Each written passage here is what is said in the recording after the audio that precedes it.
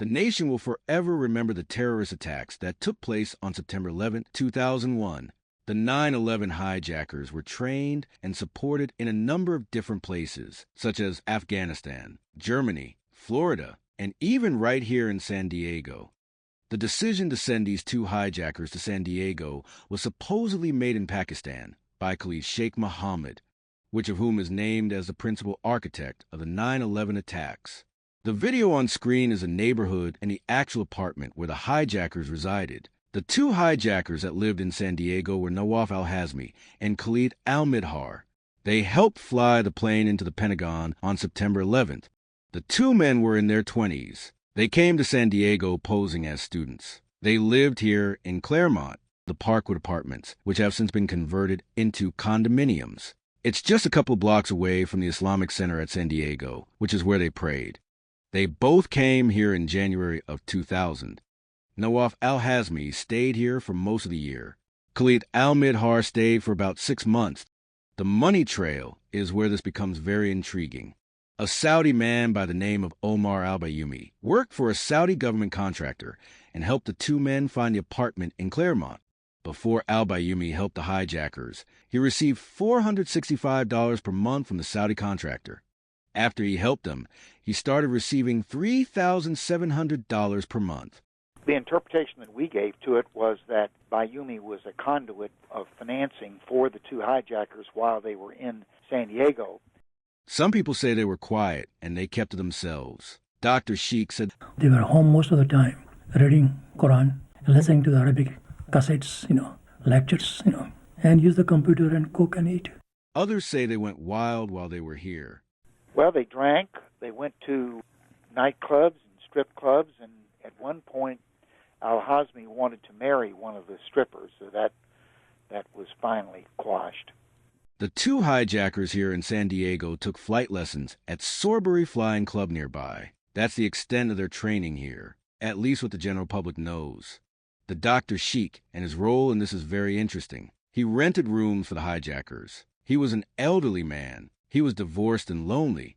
After the attacks, he said he was devastated to learn that these two men had been involved with something so evil. He says he never had a hint. But there's a massive problem with that. He was an informant for the FBI. He was a paid asset, and his principal responsibility was monitoring Saudi youth living in the San Diego community as to whether they were contemplating any actions that would be detrimental to the United States. Senator Bob Graham puts the Saudis in the spotlight when it comes to funding these hijackers in San Diego. Was able to uncover the relationship between a key Saudi agent living in San Diego and the first two hijackers to have entered the United States. The Bayoumi, the agent in San Diego, and Bosnan, who was the successor to Bayoumi, provided substantial assistance to these two men. Senator Graham did an immense amount of investigation into the San Diego aspect of the 9/11 plot. The FBI office in San Diego was heavily scrutinized for not following FBI policy that counterterrorism was supposed to be the top priority.